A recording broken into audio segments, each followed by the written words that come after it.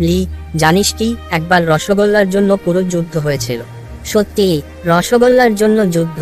কাহিনীটা কি ছিল?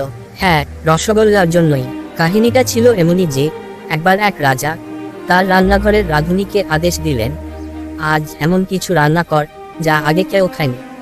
তারপরে কি বানাইছিলেন? রাঁধুনি বানিয়ে ফেলল রসগোল্লা। বাহ, ভালোই তো হলো। এরপর কি হলো? এরপর রাজা খেয়ে খুব খুশি হলেন, কিন্তু পাশের রাজ্যের রাজার কানে পৌঁছে গেল খবর।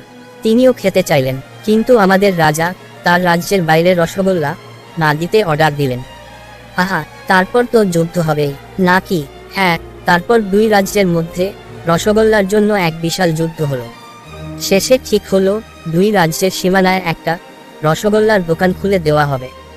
হা হা, তাহলে রসগোল্লার মিষ্টি স্বাদ যুদ্ধ মিটল। হ্যাঁ, রসগোল্লা যে সত্যিই মিষ্টির ব্যাপার ছিল। তাইলে বলুন বন্ধুরা, গল্পটি কেমন লাগলো? লাইক কমেন্ট করে জানান। তার সাথে সাথে চ্যানেলটা সাবস্ক্রাইব করে আমাদের সাথে থাকুন।